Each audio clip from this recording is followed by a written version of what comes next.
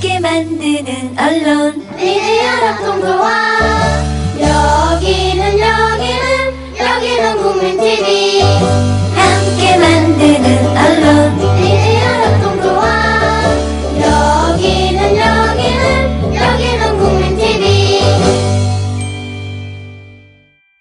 노혜경의 그 엽새, 새로 시작하는 두 번째 방송입니다. 어쨌든 빨리빨리 이 마음을 추스리고 정상화라는 말은 좀 이상하긴 해요.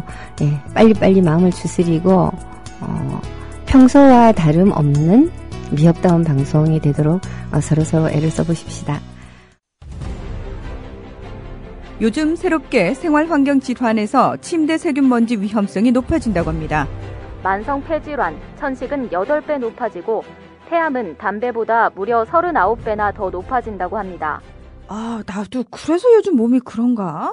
선배님, 피톤치드 캡슐 톡톡 한번 써보세요. 베개, 이불, 침대 커버에 뿌리는데 무방부제, 무독성이라 안심도 되고 침대 세균먼지 99.9% 제거도 하고 진먼지 진드기는 98% 기피 효과가 있더라고요.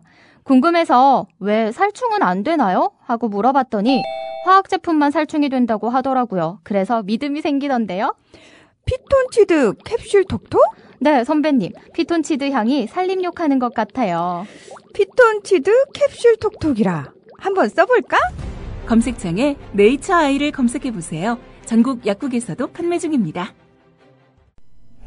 네, 북한 이야기를 하다가 보면요, 굉장히 오래된 우리의 지나간 역사 이야기도 하지 않을 수가 없고, 더 크게 보면 이 동아시아 전체의 정세 속에서 그 남과 북한이 왜 이렇게 되어버렸나 하는 이야기도 하지 않을 수가 없고요. 더 나아가서 우리의 그 노무현 대통령께서 그 백이찬 비서관이 쓰셨던 책 있죠. 코리아 다시 생존의 기로에 서다라고 하는 책이 있었는데요.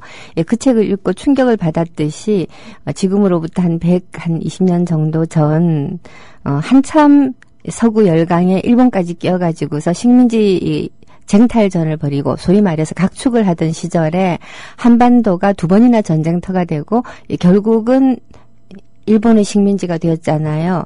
그때 당시에 정황과 관련된 미국, 영국, 또 일본, 러시아 등등 이런 어떤 소위 열강들, 이런 열강들의 거래, 이런 것들도 다시 막 생각이 나고 그러죠. 그 100년 전의 그 상황이 지금 21세기 초반에 한반도에 다시 불어닥칠지도 모르겠다라고 노무현 대통령이 걱정을 많이 하셨어요.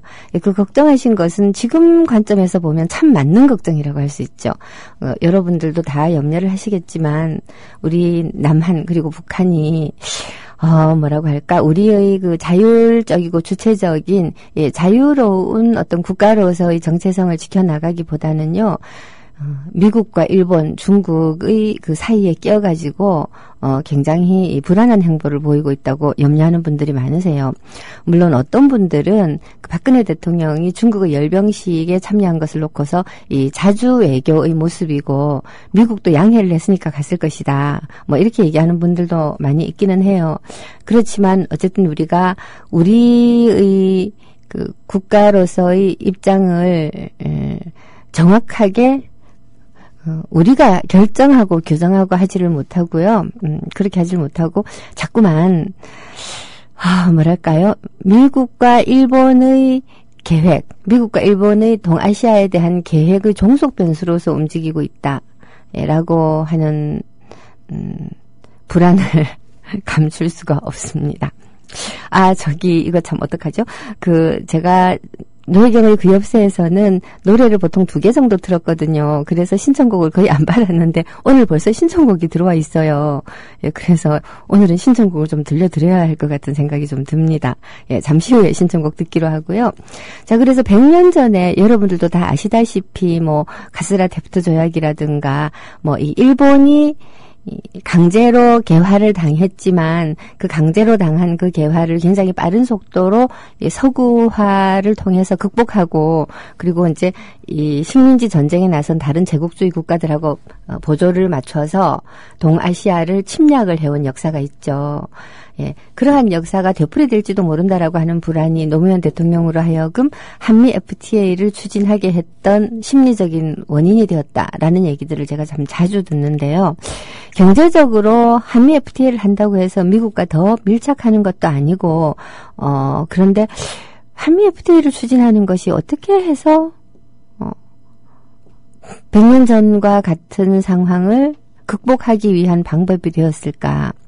참 궁금한 일입니다. 그래서 이제 굉장히 고민들을 많이 했어요. 가장 적절한 설명은 한미 FTA가 단순히 경제협력, 관세 철폐를 하는 것뿐 아니라 미국적 방식으로 경제 구조와 그리고 경제 활동의 기준이랄까, 제도적 특성이랄까 이런 것들을 바꿔나가는 일이기 때문에 FTA를 통해서 우리의 다소 전근대적이고 다소 주먹구구식이고 다소 인맥 중심적인 우리의 경제구조, 더 나아가서 정치구조가 FTA라고 하는 충격을 통해서 변화하지 않을까. 즉 외부적 충격에 의해서 흡사 과거에 우리가 개화를 하면서 이 머리를 단발을 자르고 한복을 벗고 양복을 입고 하는 그러한 변화 속에서 우리의 의식 구조를 조금씩 서구화시켜 갔듯이 한미 FTA가 요구하는 여러 가지 경제 질서 이런 것들을 맞춰가는 과정에서 우리가 좀 더 합리적이 되어가지 않을까라는 기대를 하셨다라는 게 현재로서는 가장 긍정적으로 봐주는 기대예요. 물론 저는 참 순진한 분이셨다. 그 점에 관해서 너무나 순진했다. 물론 제도를 바꾸면 사람 의식이 바뀌기도 하지만 제도라고 하는 것은 의식이 바뀌면서 동시에 바뀌는 것이기도 한데 제도를 먼저 도입을 하게 되면 제도는 있고 제도는 하나도 안 지키는 다시 말해서 법은 있는데 법을 완전히 무시하는 그러한 사회가 도래할지도 모르잖아요. 실제로 지금이 그렇습니다. 외형상 우리나라는 너무너무 잘 갖춰진 구조를 제도와 어떤 이 형식 이런 것들을 가지고 있지만 내면적으로 보면 그것을 지키지 않으면 벌 받을 사람들만 지키죠. 나머지 사람들은 아무 상관이 없잖아요. 예를 들어서 이번에 그 마약 사위 사건 같은 것 연예인이라든가 또는 야당 쪽의 정치인이라든가 아니 그냥 일반인이라고 하더라도요. 이 마약을 그 정도로 하게 되면 벌써 감옥 가 있어요. 자, 그런데 집행유예로 풀려나고 또 함께 마약이라기보다 약이죠. 함께 약을 했었던 것이 굉장히 분명하게 느껴지는 어떤 분은 아예 수사도 안 받고 분명히 우리는 그런 향정신성 의약품 단속에 관한 법률도 있고 단속을 하는 조직도 있어요. 그리고 그 단속을 해서 그 조직에 걸리면 벌을 주게 되어 있는 법 제도도 있어요. 그런데 그걸 다 그냥 넘어가 버리잖아요.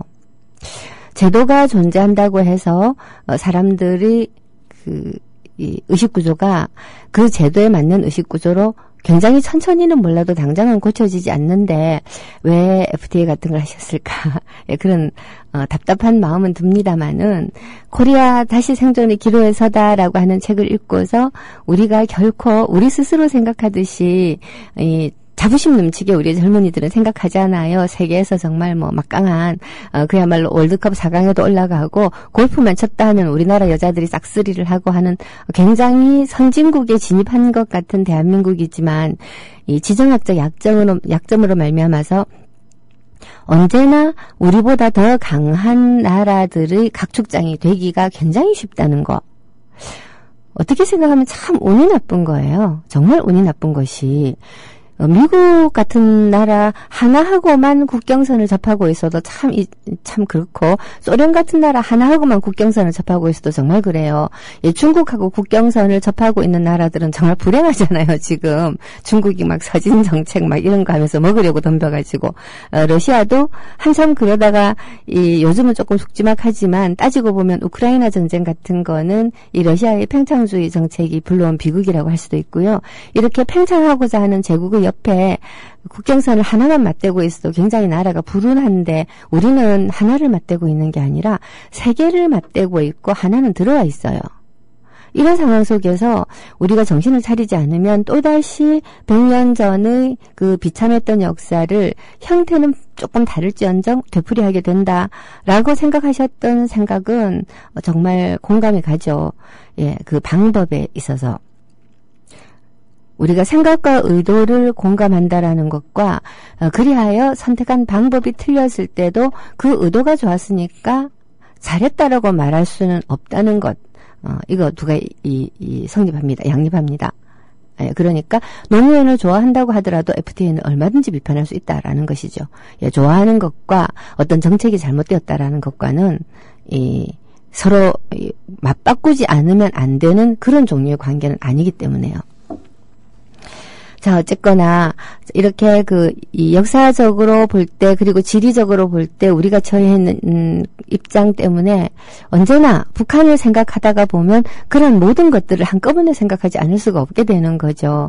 그러니까 북한은 그냥 북한이 아니고 세계 속에서 남한과 언제나 짝을 이루어서 자칫 잘못하면 장기판의 조리 될 수도 있는, 예, 그러한 두 개의 나란히 있는, 체제들이다라고 얘기할 수가 있겠어요. 그래서 북한 얘기를 하다가 보면요, 자꾸만 거창하게 제가 잘 알도 못하는데도 불구하고 거창하게 자꾸만 뭐 세계사가 어떻고 다른 나라가 어떻고 하는 얘기를 하게 돼요. 이거는 제가 알아서 하는, 제가 지식이 있어서 얘기한다기보다는, 저절로 관심이 가는 거죠. 저절로 궁금하고, 저절로 궁금해서, 이리저리 살펴보고, 공부하고 하다가 보면 알게 되는 것들이죠. 그렇게 알게 되는 것들을 구엽새를 통해서 여러분들과 함께 나누었으면 싶습니다. 네, 그러니까 북한이라고 하는 것을 말하자면 공부를 하는 건데요. 관심을 가지고 들여다보는 거죠.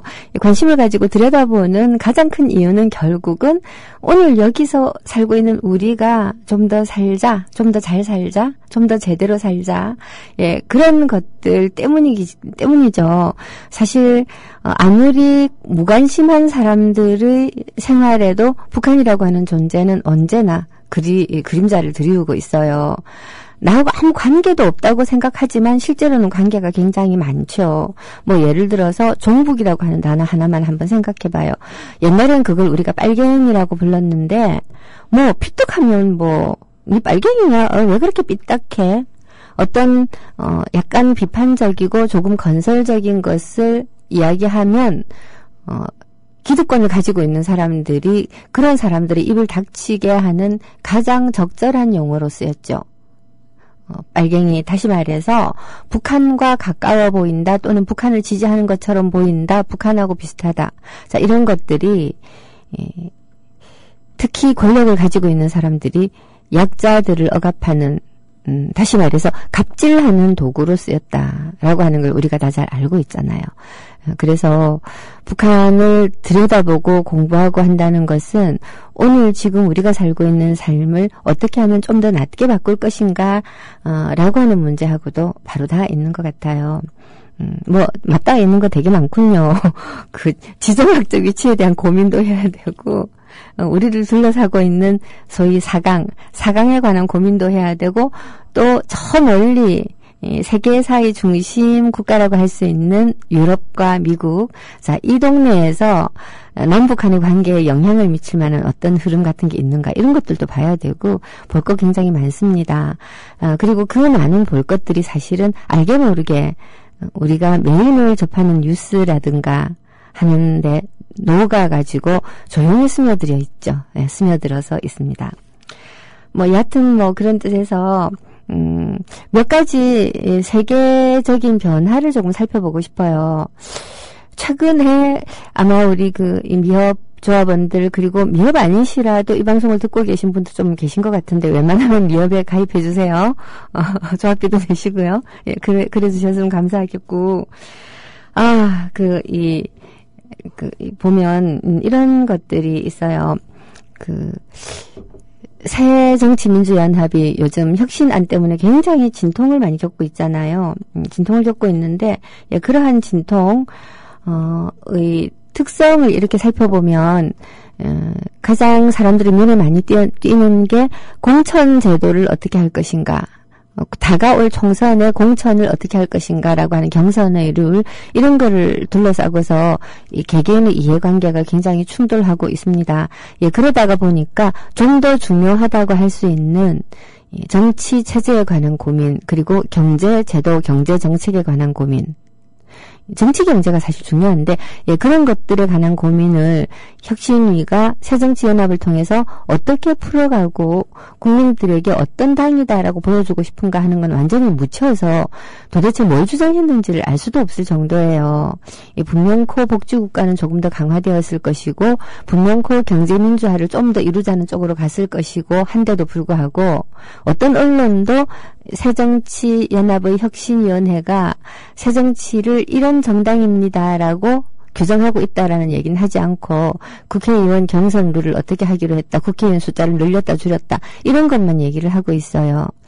왜 그럴까라는 생각을 저는 좀 해봤거든요.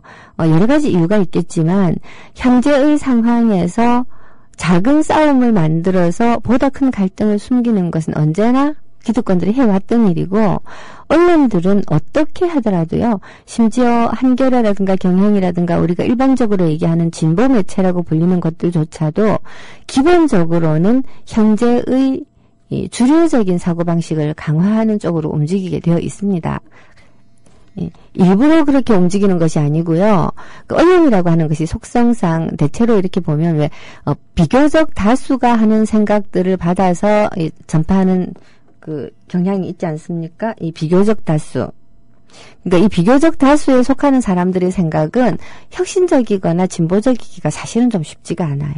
아무래도 흔히 말하는 중도 언저리에서 왔다 갔다 하게 되어 있고 좀 온건한 진보냐 좀 온건한 보수냐 좀 극단적인 보수냐 이런 정도의 차이만 있는 것 같아요. 그러다가 보니까 혁신위가 뭘 하고 있는지 우리 눈에 잘 안 보이는데 우리의 내부가 잘 안 보일 때는 바깥으로 눈을 돌리는 게 어떨까라고 생각을 해서 보니까 재미있는 일들이 굉장히 많이 일어나고 있어요. 북한 하나만 놓고 보더라도 김정은이 열병식에 안 갔죠.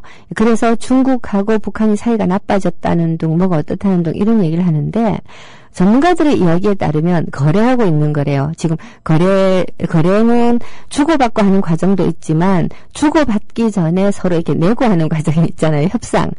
협상의 과정이 있는데 협상의 과정에서 어떤 때는 판을 깨는 제스처를 취하기도 하고 어떤 때는 양보하기도 하고 어떤 때는 막 잡아 당기기도 하고 이렇게 하지 않습니까? 지금 북한은 중국하고 그렇게 하고 있다는 거죠. 이게 모쪼록 남한이 지금 북한이 대대적으로 개방하고 경제 발전을 위해서 굉장히 많은 외세를 받아들이고 있는 이러한 그 상황에서 남한이 실기를 하고 중국이라든가 러시아의 뒤를 꽁무니를 따라가면서 그들이 흘린 거나 주워먹는 이런 비참한 신세가 되지 않기를 바랄 따름이에요. 좀 적극적으로 남북한이 이 이산가족 상봉을 훨씬 넘어서서 뭔가 적극적으로 조금 교류를 했으면 하는 마음인데요. 자, 어쨌거나 이러한 북한의 움직임과 지금 남한이 어쩌면 다음번에 김무성이 다음 대통령이 될지도 모른다라고 하는 예감이 너무나 짙어졌던 한 일주일 정도 전. 자, 이런 정도의 굉장히 안 좋은 상황 속에서도 세계가 어떻게 움직이고 있는가 하는 거는 우리가 미래로 나아가는 방향에 굉장히 뭔가를 던져주잖아요. 새정치가 국회의원을 어떻게 뽑든지 간에 뽑힌 국회의원들이 앞으로 말을 잘못했습니다. 국회의원 후보를 어떻게 뽑든지 간에 그 사람들이 당선이 되어야 될 것이고 당선된 그 사람들이 앞으로 대한민국이라고 하는 나라를 국회를 통해서 할 수 있는 것들은 어떻게 해나가야 될 것인가. 이게 제가 볼 때는 되게 중요한 문제고요. 그 중요한 문제에 대해서 우리 국민들이 야당 지지자들이 새정치에 대해서 하고 싶은 얘기가 저는 좀 있다고 생각합니다. 지금 변화하고 있는 세상을 볼 때요. 두 사람의 이름 정도를 말을 할 수가 있을 것 같아요. 우선 이 버니 샌더스라고 하는 이름을 여러분들 다 아시죠? 버니 샌더스가 누구냐고요? 도널드 트럼프라고 하는 사람은 아시나요? 그 사람 누구냐고요? 아시다시피 지금 미국 대선에서 잘하면 민주당과 공화당의 대선 후보가 될지도 모르는 후보들입니다. 미국의 민주당은 오바마 8년 동안 다음번 민주당 대통령 후보는 힐러리 클린턴이다라고 생각을 하고 있었어요. 우리 모두가. 공화당 쪽에서는 이렇다 할 주자는 없었지만 최근에 미국 최대 부동산 부자라고 하는 트럼프가 막 약진을 하고 있죠. 참 예, 그 트럼프가 내세우는 공약이라든가 하는 말들을 보고 있으면 정말 왜 우리 흔히 백인 쓰레기라고 얘기하지 않습니까? 이 백인 귀족들은 와스프라고 해가지고 앵글로색슨 화이트 앵글로색슨 발음이 잘 안 되네. 화이트 앵글로색슨 프로테스탄트. 예. 영국계고 백인이고 그리고 개신교를 믿는 사람들이 미국 사회의 주류인데요. 이 주류에 속하면서도 경제적으로 굉장히 가난하기 때문에 이 주류의 삶을 살지 못하고 일종의 슬럼으로 전락해버린 백인 청년들이 우리나라식으로 말하면 일배비스무리하게 행동들을 합니다. 굉장히 온갖 종류의 범죄를 저지르고 그렇게 사는 거죠. 흑인 청소년들이 범죄에 빠지는 것은 환경적 요인으로 말미암은 어떤 불행일 때가 많다라고 한다면 이 백인 쓰레기라고 불리는 백인 범죄자들은 자기들과 똑같이 사회적 약자의 처지에 속한 유색인종, 소수파, 흑인 여성 이런 사람들을 공격함으로써 자기의 열등감을 만족시킨다는 점에서 그래서 쓰레기라고 불리는데요. 자, 이런 쓰레기들이 엄청나게 환호할 만한 말을 하는데 들어보면 저런 쓰레기들은 척결 하자라는 말을 꾸준히 하고 있어요. 다만 그 쓰레기들은 자기가 쓰레기인 줄 모른다라는 그런 점은 좀 있죠. 이 공화당에서 굉장히 극보수적인 후보가 등장했습니다. 힐러리는 흔히 중도로 분류되는 사람이죠. 힐러리가 내놓는 정책이라든가 태도를 보면 그냥 부르주아집니다. 힐러리가 비록 전통적인 민주당으로서 노조편을 들고 있다고는 하지만 의료보험에 대해서도 미온적이고 처음에는 의료보험 개혁하겠다고 했지만 로비에 넘어간 것 같아 보여요. 자, 이렇게 보면 그 사람이 민주당 배지를 달고는 있지만 미국 사회 내의 진보 세력을 대표한다라고 보기 어려운 측면들이 참 많이 있습니다. 우리식으로 말하면 중도라는 거죠, 중도. 여기에 맞서서 버니 샌더스라고 연세도 되게 많으신 분이에요. 우리 나이로 76이에요. 그런데 굉장히 정정하고 이야기하는 걸 들어보면 20대 청년보다 더 진보적이에요. 자, 이런 분이 등장을 해가지고서 자기는 민주사회주의자다라고 얘기를 해요. 사회민주주의자도 아닙니다. 민주사회주의자. 미국이라고 하는 나라는 정말 세상에서 빨갱이 사냥이 가장 극심했던 두 개의 나라 가운데 하나예요. 하나는 우리나라고 하나는 미국이거든요. 물론 어제 제가 말씀드렸던 인도네시아 이런 데서처럼 빨갱이라는 이유만으로 100만 명씩 죽이고 하는 나라들도 많이 있습니다만은 개명된 나라 중에서 빨갱이라고 하는 것이 천형으로 존재했던 나라는 아마 미국하고 우리밖에 없을 것 같아요. 이런 나라에서 나는 민주가 붙긴 했지만 나는 사회주의자야. 이렇게 말하는 사람이 지금 민주당의 대통령 후보에 가장 근접하고 있어요. 얼마 전에 힐러리 클린턴을 여론조사에서 이겼다 그러더라고요. 이 사람이 미국의 대통령이 된다면 세계는 어떻게 변할까 굉장히 궁금하거든요. 이런 가운데 또 한 사람의 이름을 우리가 외워야 되게 생겼어요. 여러분 토니 블레어라고 아시죠? 토니 블레어. 제3의 길을 쓴 갑자기 왜 그 사람 이름이 생각이 안 나요. 제3의 길. 여하튼 토니 블레어가 정치에서 제3의 길을 실천을 한 사람이에요. 앤소니 기든스죠. 예, 앤소니 기든스가 이 토니 블레어의 일종의 책사예요. 책사 내지는 스승.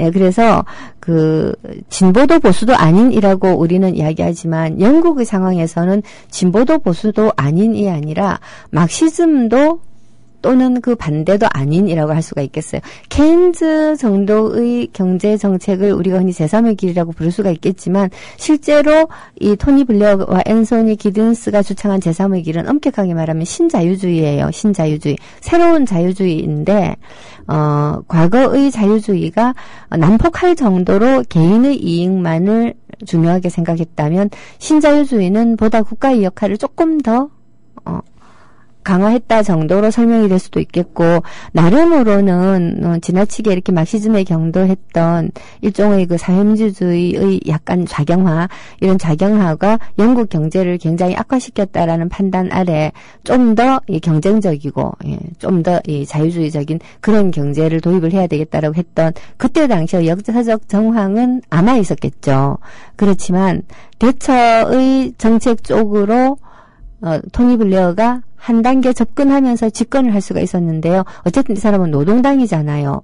노동당에 국민들이 표를 던진다라고 하는 것은 좌파적이 되라는 뜻인데 토니 블레어가 좌파적이 아니었어요. 그래서 스튜어트 홀 같은 학자들은 토니 블레어를 가리켜서 이 사람의 모습을 한 극우다. 사람의 탈을 쓴 극우다. 이 말은 다른 말로 하면 극우는 사람이 아니라는 소리죠. 예, 사람의 탈을 쓴 극우다. 저는 극우를 이 피맛을 본 짐승이라고 생각합니다. 예, 짐승이에요. 자, 근데 이런 이 노동당의 노선을 혁파를 하고 이번에 다시 노동당 당수가 된 사람이 제레미 코빈이라고 하는 사람인데요. 이 굉장히 강경 좌파로 분류가 된다고 합니다. 이 사람의 정책들은 지금 저희 입장에서는 너무너무 마음에 들어요. 우선 긴축하면 안 된다. 민영화하면 안 된다. 긴축하면 안 되고 민영화하면 안 되고 복지를 좀 더 강화해야 되고 노동정책을 보다 친노동자적으로 가지고 가야 되고 그리고 부자 증세를 해야 되고 이런 정책들을 이 사람이 주장을 하고 있거든요. 그러니까 이 제3의 기린이 신자유주의인이 하는 그런 쪽으로 노동당은 더 이상 움직이지 않겠다라고 하는 선언이 바로 이러한 그 영국 노동당의 당수로 당선된 제레미 코빈입니다. 그러면 이 제레미 코빈이 이 노동당 당수가 되었다라고 하는 것은 무슨 뜻이냐? 가장 다음번에 집권 가능성이 높은 야당의 정책이 앞으로는 보다 좌파적이 될 거다라는 이야기죠. 미국도 영국도 좌클릭을 하고 있습니다. 왜 좌클릭을 하느냐? 좌파라고 하는 거는 기본적으로 사회에서 탈락하는 사람이 없게 하자라고 하는 정책을 가지고 있어요. 우파라고 하는 것은 기본적으로 경쟁에서 이기는 사람을 우대하자라는 생각을 하고 있어요. 그래서 우파가 득세를 하면 사회는 활력이 있어지고 경제적으로 외형이 좀 커질 수가 있으나 대신에 내부 갈등은 굉장히 심각해지고 빈부격차도 강해지고 사람과 사람 사이가 굉장히 차별이 발생을 하게 됩니다. 좌파의 경우는 공동체를 조금 더 중요하게 생각해요. 그래서 우리 공동체 내에서 탈락하는 사람이 없어야 되겠고 불행한 사람이 없어야겠다. 제식으로 극단적으로 비교를 하자면 우파는 이렇게 생각해요. 극히 소수의 최대 행복을 추구한다. 소수가 무한정으로 행복한 것을 추구한다. 행복하고 싶으면 경쟁에서 이겨라. 좌파는 극단적으로 얘기하면 모두가 불행할지라도 단 한 사람의 너무 불행한 사람은 없었으면 좋겠다. 양쪽이 다 극단적인 이야기죠. 실제로 좌우파는 그 중간쯤 어디에서 왔다 갔다 합니다만은 그러나 불행한 사람이 좀 없었으면 좋겠다. 세상에 잔인한 일이 좀 덜했으면 좋겠다. 사람이 고통받는 일이 없었으면 좋겠다라고 좀 더 많이 주장한다면 좀 더 많이 생각한다면 나는 좌파에 가까운 사람이고 좀 더 잘 살았으면 좋겠다. 남보다 내가 좀 더 나았으면 좋겠다. 남보다 좋은 물질을 가졌으면 좋겠다. 남보다 공부 잘했으면 좋겠다라고 생각을 한다면 나는 좀 더 우파에 가까운 사람인 거죠. 영국은 대처 시대부터 그때 1980년, 70년대 후반쯤 되나요? 그때부터 시작을 해서 굉장히 오랫동안 그냥 40년 동안을 이 신자유주의 속에서 살아왔지만 영국 사람들은 조금도 행복해지지 않았고 조금도 더 잘 살게 되지 않았다라고 느끼는 것 같습니다. 이럴 바에는 인간이 인간을 돕고 인간이 인간에게 못되게 덜굴 수 있는 체제로 가자라고 생각한다라고 저는 판단을 하거든요. 예, 그래서 이 제레미 코빈이라고 하는 사람도 우리가 굉장히 눈여겨볼 필요가 있어요. 이 샌더스라든가 코빈 같은 사람들이 등장하고 있다는 것을 새정치연합은 눈여겨봐야 된다고 생각을 합니다. 굉장히 눈여겨봐야 된다고 생각하는 이유가 새정치연합은 지금 어떻게 해서든지 간에 중도를 잡으려고 병이 사람들 같아요. 말도 점잖게 하시고요. 정책도 보면 뾰족한 거 하나도 안 내놓고 뭐 이렇게 국민들이 좀 좀 싸워줘라고 얘기하는 순간에도 그새 좋은 사람 코스프레들을 하고 있습니다. 좋게 말해서 그걸 중도라고 생각하시는 것 같아요. 좋아요. 중도라 치고. 제가 볼 때는 그건 중도가 아니고 그냥 기회주의인데요. 그냥 중도라 치고 이미 다 해본 사람들이, 다 해본 국가의 국민들이 이거는 아니구나라고 생각하고 다시 좌편향하고 있다라는 거, 이건 우리가 잘 생각해야 된다라는 거죠. 다음번 정부가 우리가 우파 정부가 들어선다고 하더라도 우파 정부가 물건을 팔아야 될 시장들이 굉장히 중요한 큰 시장들이 좌파라는 거죠. 물론 이 시장에서 좌파는 그렇게 중요하지 않습니다만은 이게 좌파가 우리의 시장이 된다라고 하는 것이 지니고 있는 가장 중요한 의미는 노동자들을 탁 착취해서 만들어지는 상품에 대한 평가가 낮아진다라는 거예요. 그렇게 놓고 볼 때 미국과 영국이 좌클릭하고 있다, 좌쪽으로 가고 있다라고 하는 거를 새누리당은 두려워해야 되겠지만 사실은 새정치는 환영해야 하는데 지금 모양을 보면 새정치는 세상이 이렇게 변화하고 있다라는 것에 대해서 인식이 좀 없는 것 같거든요. 오히려 세상이 변화하고 있다는 것에 대해서 인식을 좀 더 하고 있는 게 북한이 아닐까라는 생각이 들 때도 있어요. 북한은 그 김정은이라고 하는 아새끼라고 그 많은 그 우파적인 분들이 얘기를 하고 사실 좀 젊기는 너무 젊어요. 그렇지만 지난 몇 년 동안 2011년부터 지금까지 김정은이 보여주었던 정치력 그리고 외교력은 비교적 높은 점수를 줄 수가 있습니다. 그리고 실제로 북한이 경제적으로 굉장히 발전하고 있는 것도 사실이에요. 제가 염려하는 것은 사실은 북한은 우리가 북한을 빨갱이다, 좌빨이다 이렇게 얘기를 하지만 굉장히 우파적인 나라예요. 굉장히 극우에 가까운 나라거든요. 그래서 이 북한의 지금 이 활력들을 지나친 경쟁 체제의 도입을 통해서 내부의 탈락자들을 버리고 가겠다라는 방식으로 변화 안 했으면 좋겠다. 북한의 유일한 장점이 인민들을 몽땅 다 끌어안고 가겠다라는 건데요. 하나의 대가정이라고 부르지 않습니까? 근데 그런 것들을 잘 지켜갔으면 좋겠다라는 생각이 들어요. 세계가 이렇게 눈부시게 변화하고 있는데 그리고 지난 한 몇십 년 동안 사람이 사람을 있는 대로 착취하던 구조가 도저히 이래서는 안 되겠다라고 생각하고 조금 더 나은 공동체를 향해서 가보자라고 하는 열망 쪽으로 조금씩 변화하고 있어요. 그렇게 변화하고 있는데 지금 우리는 뭘 하고 있는 것일까라는 고민을 하지 않을 수가 없습니다. 이산가족 상봉이 여하튼 원활하게 다행히 이루어지게 되기는 했습니다만은 지난 몇 년 동안 남북 관계를 보고 있으면 사실 한숨만 나옵니다. 이명박 때는 아예 교류라는 게 없었어요. 그러다가 결국 서로 이렇게 왜 대포 주고받은 것밖에 없죠. 박근혜 정부 들어서서는 대통령이 뭐 통일 대박이니 이런 그 말들을 했습니다. 근데 실제로 벌어진 상황을 놓고 보면요. 이 통일은 통일 대박이라는 말 뜻이 뭐죠? 통일하면 대박이 난다. 라는 뜻일 텐데요. 그럼 통일을 어떻게 할 건데요? 어떻게는 없는 통일 대박론은 정말 중국한테만 좋은 일 시켜준 것 같습니다. 남한이 통일 대박 어쩌고 저쩌고 그러니까 중국이 남한 눈치 보지 말고 북한하고 이렇게 마구 접근을 해도 상관없겠구나라는 그런 어떤 신호를 준 셈이 되는 것이고요. 자, 북한은 북한대로 이 남한이 통일 대박이니 어쩌니 하는 이러한 말들이 보면 말이라는 게 그렇잖아요. 한마디의 말이 등장을 할 때 그 뒤에 깔려있는 말들이 굉장히 많아요. 그 뒤에 깔려있는 말들을 하나하나 살펴보면 저 사람이 어떤 종류의 인간이고 어떤 세계관을 가지고 있으며 지금 저 말을 할 때 저 사람이 머릿속에 두고 있는 것은 무엇일까 하는 게 아주 정확하게는 아니라고 하더라도 감이 좀 잡히거든요.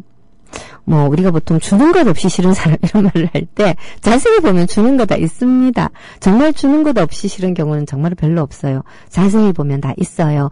그게 그 상대방이 나한테 뭘 해서가 아니라 내가 상대방에게 가지고 있는 어떤 선입견이라든가 이런 것 때문일지라도 그냥 이유가 없는 것은 없죠.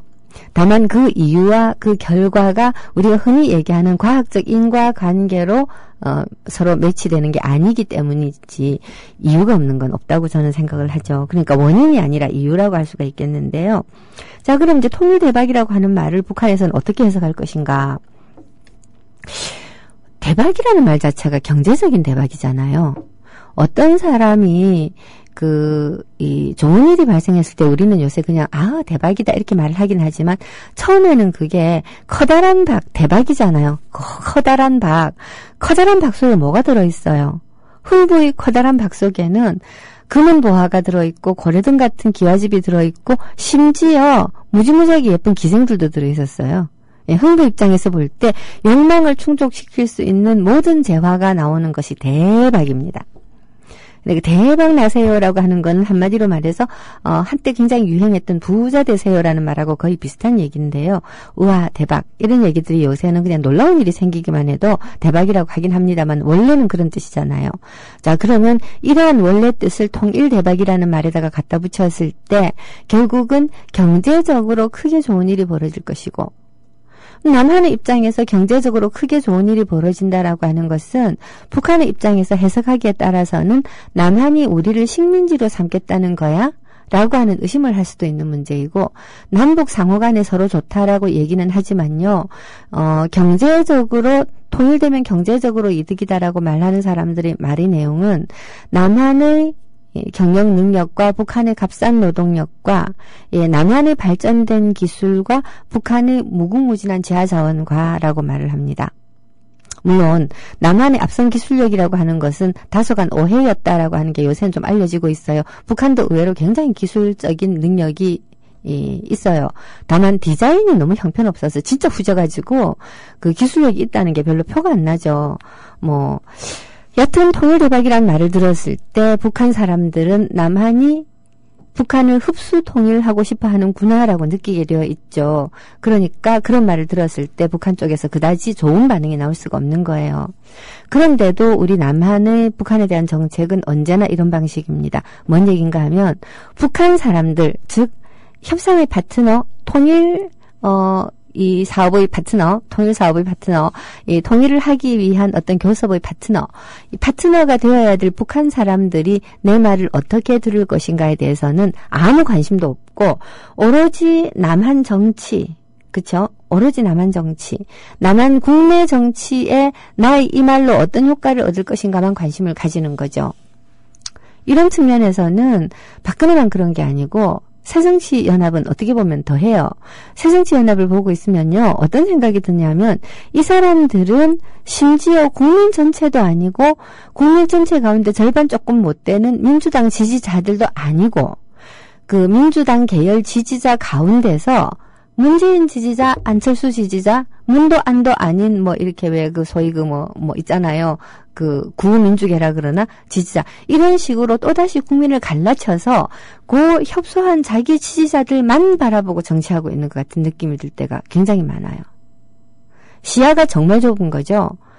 단지 우리가 남북한의 문제를 제대로 대응하기 위해서도 시간적으로는 100년 전, 200년 전부터 봐야 되고 공간적으로도 동아시아를 넘어서서 세계 전체를 봐야 되는 이러한 시점에 정말로 자기 이 배지를 달아줄 만한 한 줌 자기 지역구 사람들이라든가 또는 당내에서 자기 입지를 다져주고 공천 받는데 유리하게 해줄 일부 국민들이라든가 또는 대통령 후보 경선에서 자기를 후보로 만들어줄 수 있는 약간 더 큰 일부 지지자들이라든가 이런 사람들만 바라보고 언어를 만들어내는 거예요. 자, 이런 걸 보고 있으면 엄청나게 깝깝하죠. 이상한 방식으로 옆으로 자꾸 새게 있네요. 말이 막 이상하게 자꾸 옆으로 셉니다. 자, 다시 돌아와가지고요. 자, 북한. 저희 주제가 북한이니까, 자, 이 북한과 남한의 관계에서 지난 3년 동안 정말 이걸 솔까말이라고 그러죠. 솔직히 까놓고 말해서 우리 남한은 북한한테 끌려다녔습니다. 그냥도 아니고 질질 끌려다녔어요. 질질 끌려다녔지만 지난번에 박근혜 대통령이 이 북한하고 이제 협상해갖고 어떻게든 결과를 내고 이걸 받아라라고 하고 협상 잘 되었다고 얘기한 거는 그나마 제가 볼 때 박근혜 취임 이후에 유일하게 잘한 짓 같아 보여요.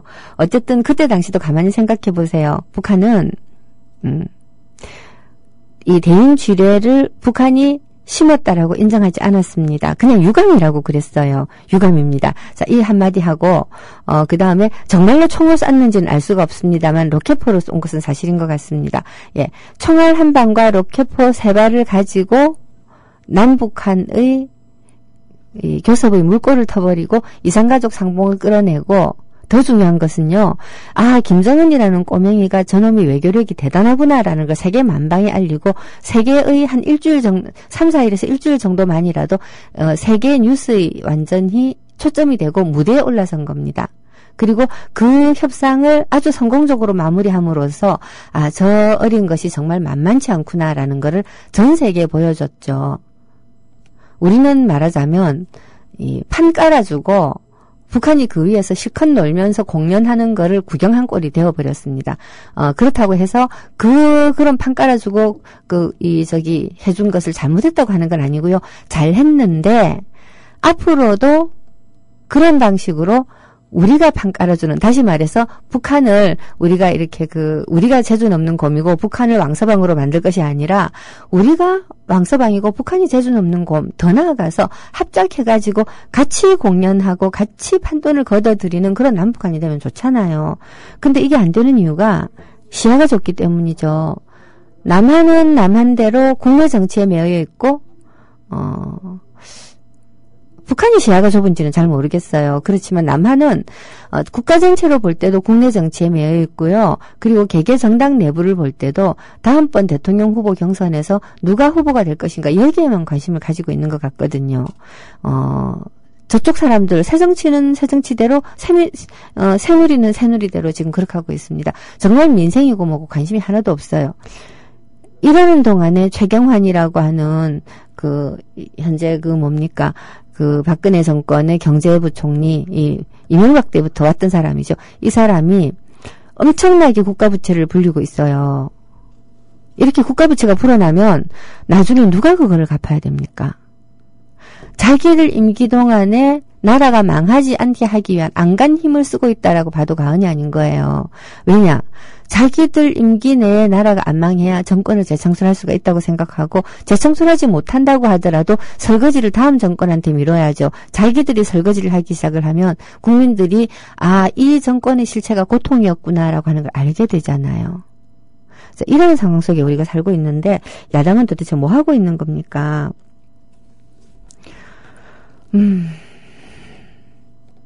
한숨이 나오네요.